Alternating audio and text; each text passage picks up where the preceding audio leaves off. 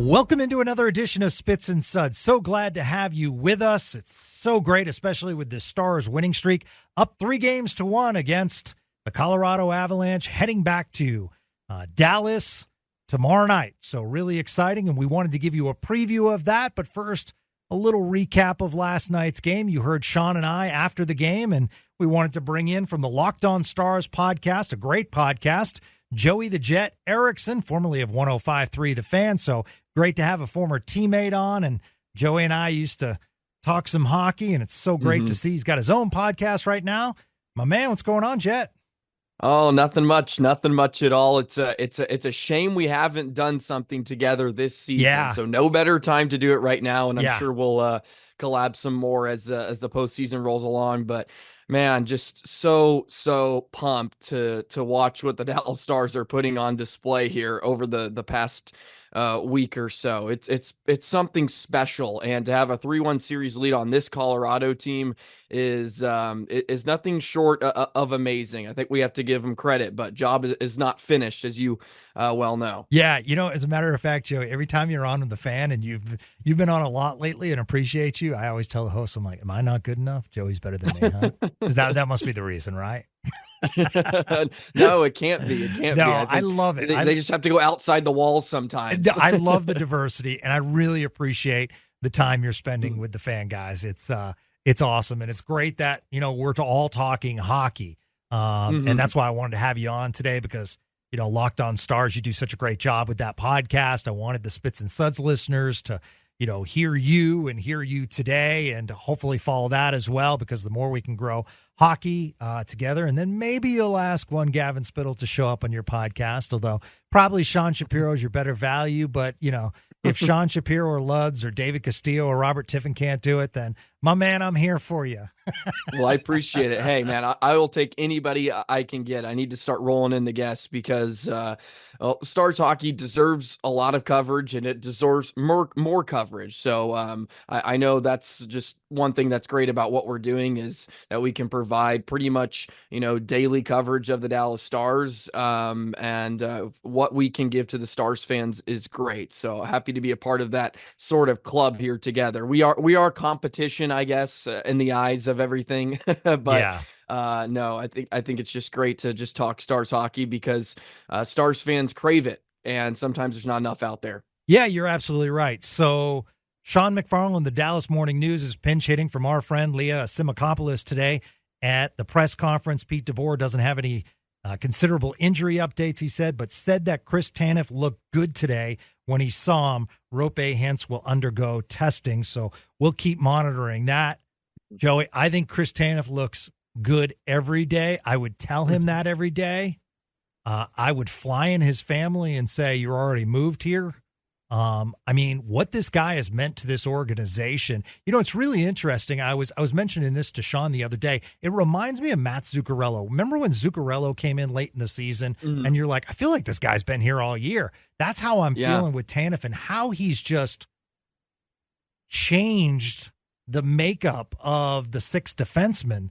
It's just been really impressive. Yeah, he's a perfect fit, and I know everybody has said this ad nauseum, but he's everything and then some the Dallas Stars could have wished for, and not only does he make his pairing better, but he makes everybody else around him better. The Stars' defensive numbers have just gone through the roof with him in the lineup, and the ability for him to just take contact and make plays while making contact is second to none. I don't know if anybody else on the Stars roster can do it as well as him. And that's no disrespect to Miro, but he is a bit smaller, and he has to be a little bit more savvy with his ability to make plays in his own defensive zone. But Tanev is just so big and brute and physical. He just shrugs off hits constantly, and he makes tape to tape passes. And I mean, what he's doing pretty much head on head versus Nathan McKinnon and Rantanen and company is pretty special. And Pete DeBoer made it pretty clear he wants to have Tanev out there against McKinnon as much as possible.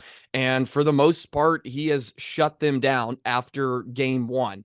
It's been pretty clinical, and it's not just Chris Tanev. I think you can give a lot of credit to the 5 other defensemen, or 4 really, even though Niels did get in the 6-minute mark of time on ice yesterday. But yeah, he's been fantastic. And yeah, it's like Zuccarello, where it's just, yeah, I mean, you just plug Seamless. them and play them. There really is no feeling out process. You just go and play hockey. And the Stars are playing some of their best defensive hockey of the season at the right time. And it's a great sign. And yeah, I mean, don't let him leave.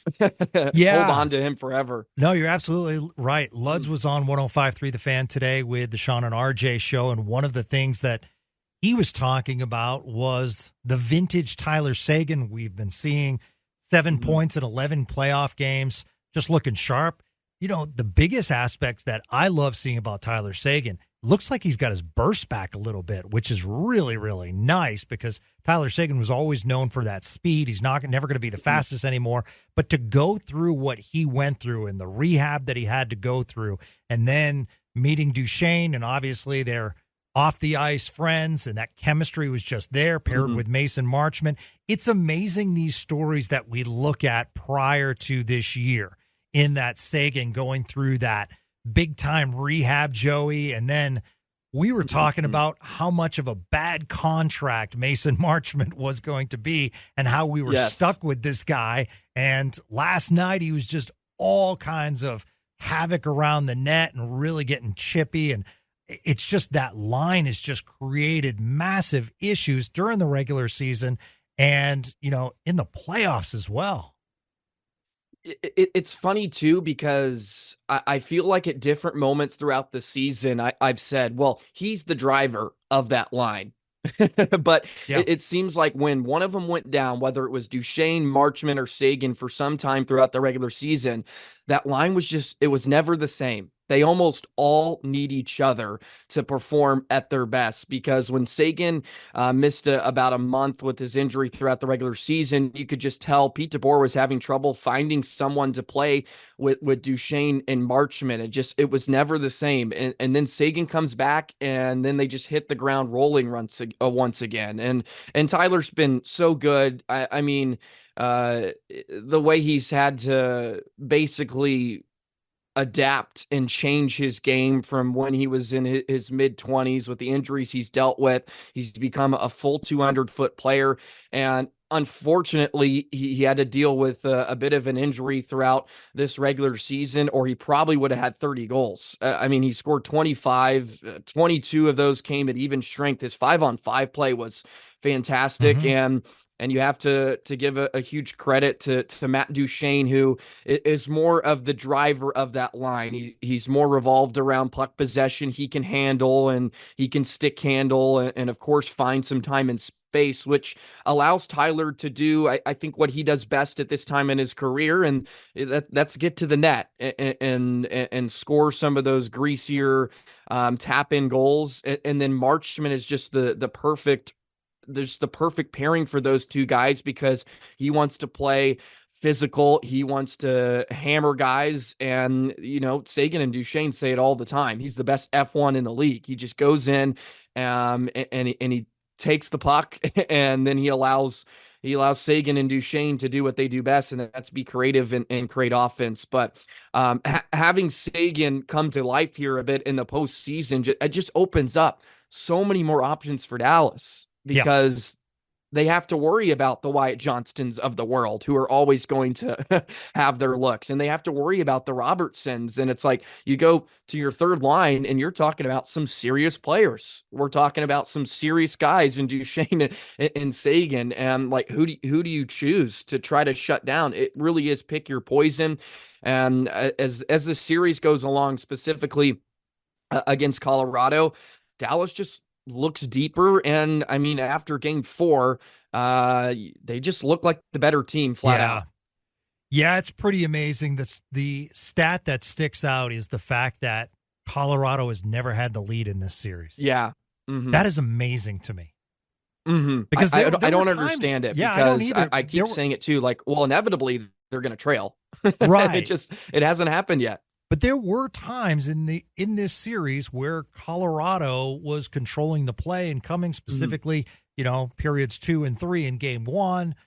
Felt as though in game three, first period, Ottinger came up with some massive saves. I couldn't believe that the Stars were up after first period, Mhm. in that. So that's been fascinating with the Rupe Hintz news, and we'll see. I'm sure he'll try to go. We were talking last night, Joey. Our thoughts were, meaning Sean and I, probably Dadonov changes his role and Foxa comes back in on that fourth line. Yeah.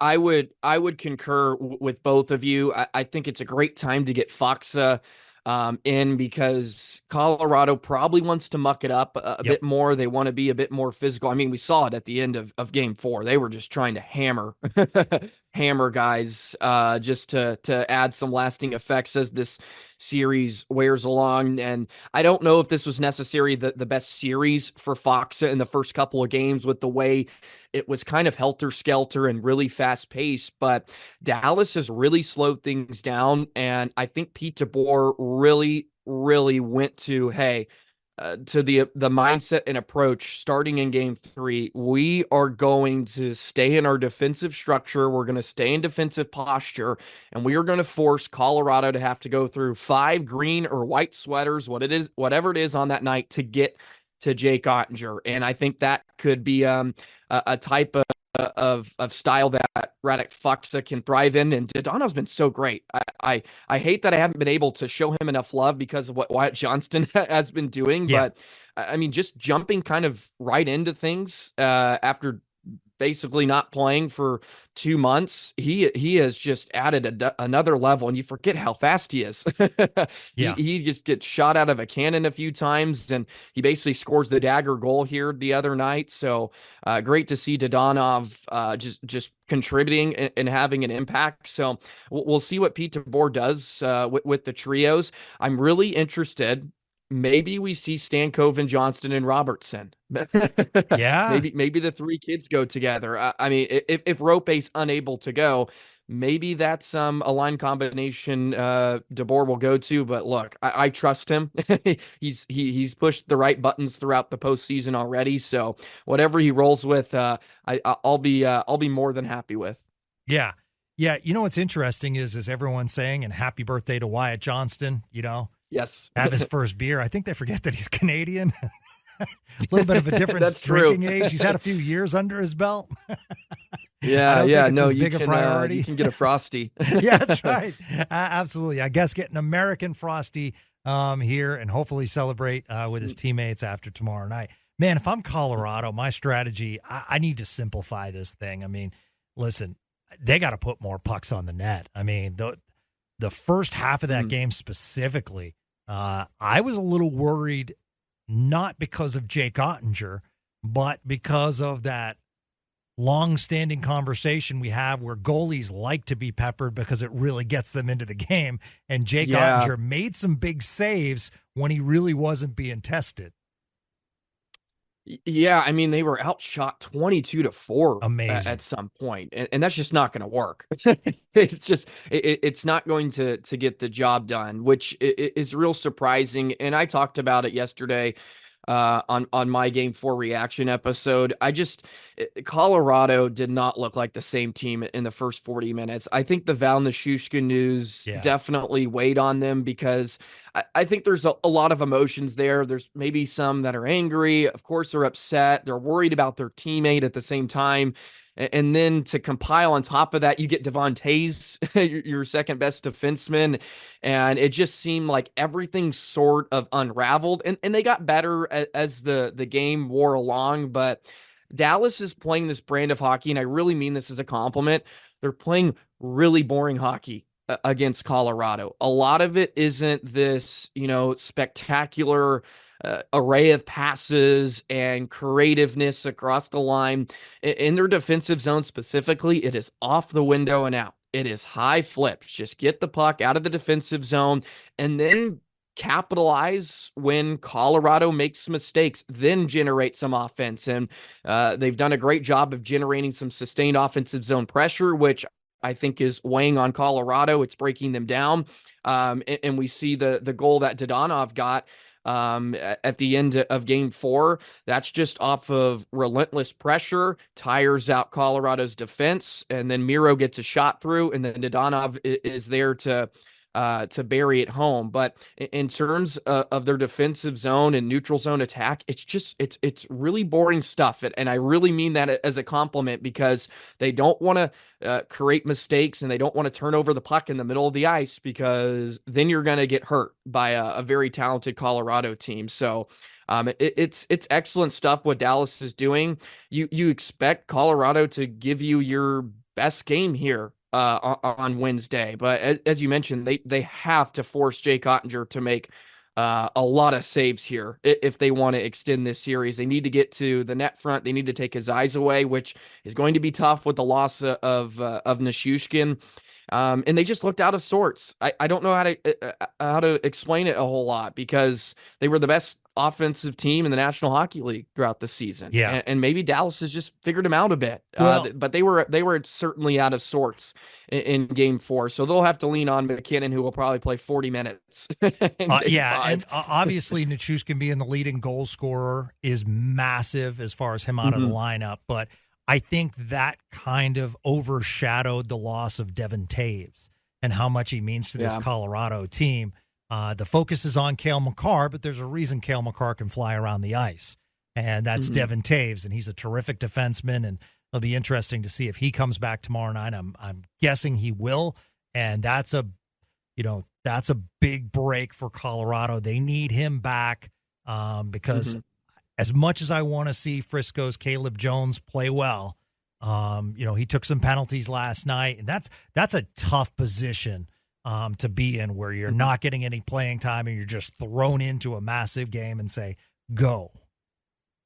No, he certainly looked like he was trying to find his legs, and with the way Dallas kind of came out jumping, you're certainly on your heels. And as you mentioned, he was forced into taking a few penalties. And you mentioned Cale Makar. I'm curious from your perspective what you have thought the Stars have done so well against Cale Makar to just limit his opportunities, because I have one way of looking at it, but I would love to hear your perspective on how they've defended Cale Makar, because I mean, outside of game 1, he hasn't had his fingerprints on much. Yeah, I think they're making him work hard in the defensive zone, and I think it's old school theory, but the harder you make them work, they have to get out, and they have to make that line change because they're exhausted. So I have not seen him flash what I've seen him do against Winnipeg in the first series and his effectiveness that he had in game 1 against the Stars. But honestly, it has been so surprising how we have not seen the Cale Makar that we're used to. And I mean, the Stars have neutralized him. And, last night, one of the things I brought up to Sean, if you listen to the audio of the broadcast, Joey, there was so much stick clanging, and it just felt like every pass from Colorado was either being deflected or it was stick on stick action, and it was met with some kind of physicality. I just felt as though Colorado could not get any momentum, and Cale Makar needs that coming out of his own zone. So that's what I think is the Stars are doing a nice job as far as forcing him to play. And Cale Makar is an underrated defenseman. He's when he took the Norris Trophy, one of the things that he was best as far as time getting out of the zone. So I think he's done that well, and I just think he's working so hard defensively that it's tough to get him going offensively. Yeah, and I think you could say the same case for McKinnon a few times. I think Dallas has done a great job of just playing offense, because if McKinnon's 200 feet away from your own net, you're not going to get hurt. And you also mentioned another sort of wonderful thing about Dallas here defensively. It's just they've been so good with their sticks and so good with their puck pressure. It feels like if you're Colorado, you have to think that, man, we got to make 2 to 3 tape to tape passes before we can get a clean shot off. Like, Yeah. we have to be perfect. And if they bobble it, if they mishandle, there's going to be 2 sweaters on us, because Dallas loves to defend in numbers and squash plays, as Pete DeBoer mentioned. So every time they have a slight bobble, there's a Dallas Stars there, and then your opportunity for that shot or your chance on net is completely gone. Dallas has basically neutralized him, which is pretty remarkable, because he is such a talented player. He is such a talented player. And I also mentioned at the beginning of the series heading in, Miro has to play at the same level as Makar, if not better, in order for Dallas to get through them. And right now, Miro has elevated his game. He's been fantastic. 7 points here already in the 4 games of this series, and he leads the Stars in scoring. So him elevating his play has certainly helped. And if you can shut down their number 1 defenseman and number 1 center, good things will happen for you. And that's what the Stars have done, but now they have to close it out. Yeah, and the penalty kill's been tremendous for Dallas. And that's a major factor going into tomorrow night's game, or if you're listening to this on Wednesday, tonight's game, because not only are the Stars killing penalties, but they're limiting the amount of penalties they take. And we're not seeing consecutive penalties by the Stars, which certainly can put you behind the 8 ball, and you're always then chasing and you're changing up your shifts. So I think Dallas has done a real nice job as far as agitating Colorado, but not making that critical mistake that would send them to the box, because that's the freedom I feel that McKinnon and Makar need, is on that power play. And that kill has basically neutralized their offense, which is just so impressive, because when you look at that Winnipeg series, and this was, that's a Rick Bowness-based defensive Winnipeg team against Connor Hellebuck, where Hellebuck came out and said, I just feel like we're playing a different game. Like, these guys are amazing. So when you can do that against Winnipeg, but then be neutralized against Dallas, it's all the more impressive what they're doing. Yeah, they're frustrating. They're frustrating the Avs. I mean, you can see it on the face, and you saw it on the broadcast last night on some of the close zoom-ins on McKinnon after some zone injuries. He seems befuddled sometimes. He just doesn't understand what's happening. And I think Dallas has done a great job of baiting in whoever it is, whether it's Makar or McKinnon, who usually drives the zone entry for them on the power play, to basically move to the inside of the rink. They almost invite him into the middle of the ice, but with no support. So really, it's a solo act from McKinnon or Makar. And then as soon as McKinnon or whoever it is goes to the middle of the ice, it just seems like there's 4 sticks on him. There's 4 bodies right there swinging their sticks, and they can knock it off his puck, and they can clear. I think they've really adjusted their special teams, their penalty kill specifically after game 1, where it's like, okay, hey, if you want the middle of the ice, come and take it, but just to let you know, there's going to be 3 bodies on you, and you're not going to be able to dish it off to anybody because they're all behind you. And the flip side, Joey, is fascinating. After the first couple of games where Vegas took the 2-0 lead in Dallas, you notice the Stars, and Luds pointed this out, they need to skate in straight lines and have net front presence, and it seems as though they learned their lesson. Listen, they had an amazing regular season, but when you saw them struggle, it just seemed like they were playing from the outside and satisfied with the outside. And you can't give goalies those clean looks. Specifically in the playoffs, you have to create a lot of noise in front of the goalie, and I think they've done an outstanding job doing that. And flip side, they've tried to do that against Jake Ottinger and have been effective at times, but at the same time, Dallas is doing a nice job creating some space so Ottinger can see the puck. Yeah, Dallas has just done an excellent job of boxing out in front of Otter in general. And you can throw some forwards into that conversation too with the way they defend at 5-on-5. But I mean, Chris Tanev and Lindell, and you got to give Harley his credit, and Miro. We can just name them all. Even Ryan Suter. Ryan Suter has been so good throughout this postseason of just bodies on bodies.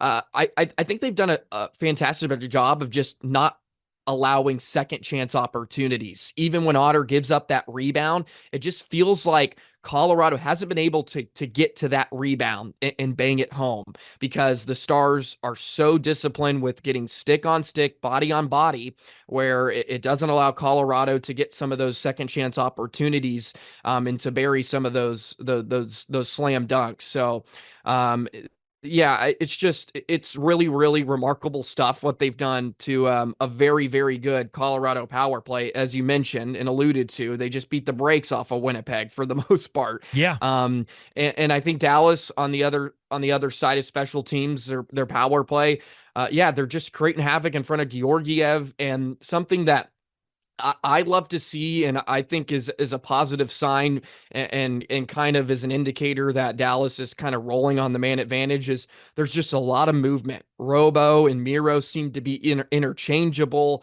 and guys are moving throughout the defensive zone or the offensive zone to open up some of those shooting lanes, because I think when they get real stagnant is when Miro kind of just hangs out at the blue line. He just tries to shoot pucks through shin pads, and he gets a lot of shots blocked. But when him and Robo are sort of interchangeable and they're moving, it opens up lanes for both of them. And really what they're trying to do is just get a puck on net and then just go to the crease, go to the puddle, and bury the second chance opportunities. And yeah, they've done a fantastic job of that, because Georgiev was fantastic in game 4. I mean, he was really good. And it took a wonderful individual effort by Wyatt Johnston to beat him. And then the ball started rolling for Dallas. Yeah. Even the shot that Lehkonen took on the backhand, the rebound that went off the post, you could see that clearly he was being agitated by a Stars D-man and reached out and just couldn't curl the stick. So they're not getting free opportunities, which is absolutely terrific. Listen, I know Stars fans don't see Joe Pavelski showing up on the stat sheet, Joey, but I actually thought he played a good game last night. I think he's doing what he needs to do. Obviously, I want to see Joe Pavelski show up big time, score a goal and everything. But at the same time, when you're 4-1 on the road, when you're leading a 3-1 in a series, now's not the time to make a change.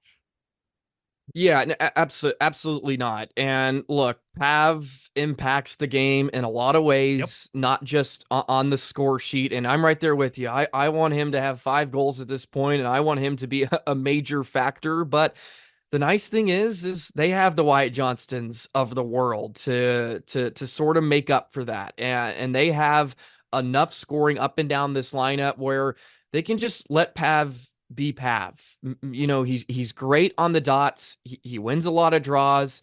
It's not like he's a defensive liability by any stretch of the imagination. Even though he's lost a step, he's still really reliable in the defensive zone. And Pete DeBoer trusts him, right? He trusts him, and at that point, that's really all that matters. And yeah, I'm knocking on the door. I'll be the first one to say that they need to get Pav going. But he's also had some looks. He's had some looks throughout the postseason, and they're just not going for him. It just seems like maybe that's maybe the hockey gods need to sprinkle him some luck moving forward, because he's had some really, really nice looks, even in game 4, that wonderful pass by Johnston to set him up, and the puck is just hopping, it's just rolling, it just won't quite settle for him. So yeah, you don't change anything up. Allow him to do what he does best. And I think he helps Johnston out in a lot of ways with just his IQ. He knows where to be. And I think it also is probably comforting for Johnston to know, hey, my landlord is, he's in the slot. I know he's always going to be there. I can use him as a resource.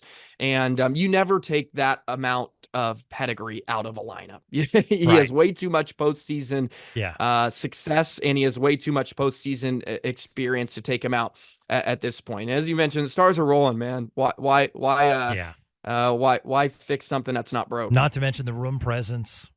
And I mean, even on the power play, the fact that he allowed that slap pass from Robertson to go through from Wyatt Johnston, because he could have taken the opportunity and tried to deflect that, but he knew where it was going.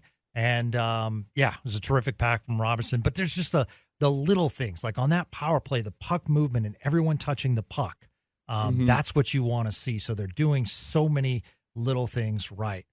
Man, what are you going to do with the extra sleep after tomorrow night's game?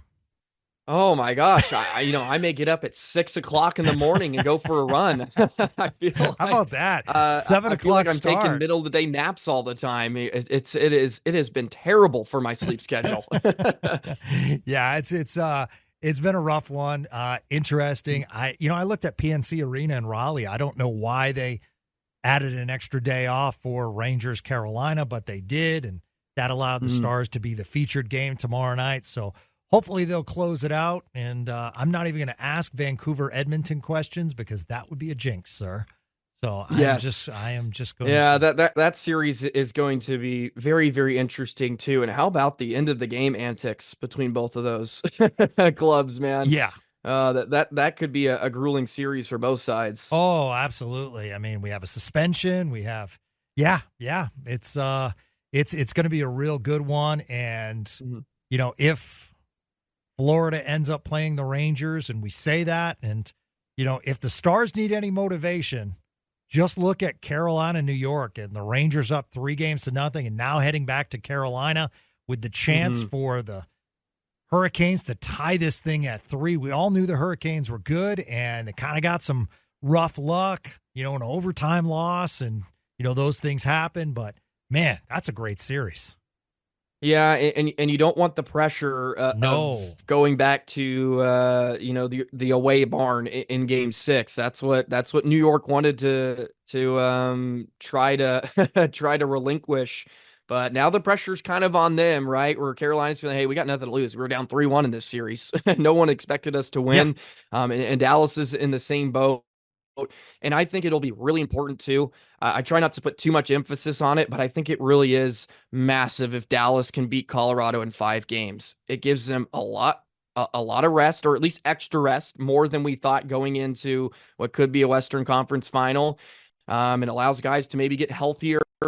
And I think that could pay dividends down the line. After a very grueling 7-game series against Vegas, if you can get through Colorado here quickly, I think that would do wonders for the Stars moving forward throughout the postseason. And if they eventually, let's say they get to a Stanley Cup, maybe they're a bit healthier. Maybe they're a bit more well-rested. Yeah. And if you're going to the game tomorrow night, we need a barn that is loud.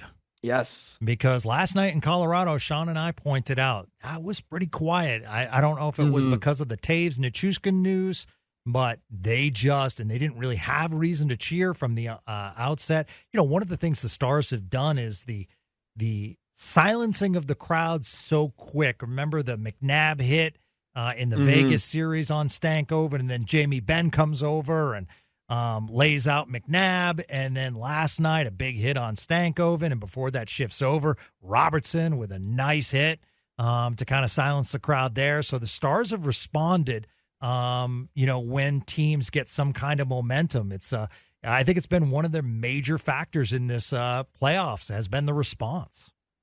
Yeah, I mean, 4-1 on the road just pretty much shows you what type of team Dallas is they relish in the fact going into an opposing barn and kind of shutting you up to some degree. Yep. And you're right. If they get punched, they punch right back. It is a lot of fun to just watch this team, because for years, right, Gavin, we're clamoring like we need depth. We just need other guys than Seguin and Ben to do the scoring, and now getting a chance to watch it is just fantastic to watch. It seems like everybody is rolling, and it really is team wins from the net on out. It feels like team victories. And Dallas just seems to be dominating, and the AAC has been great throughout the postseason too. I mean, the atmosphere has been incredible. Yep. I mean, keep the ref you suck chants going, whether it's a good call or not. Just let them have it, man. keep the energy up, keep the atmosphere going. Absolutely. All right, at Joey the Jet 19 on Twitter/X.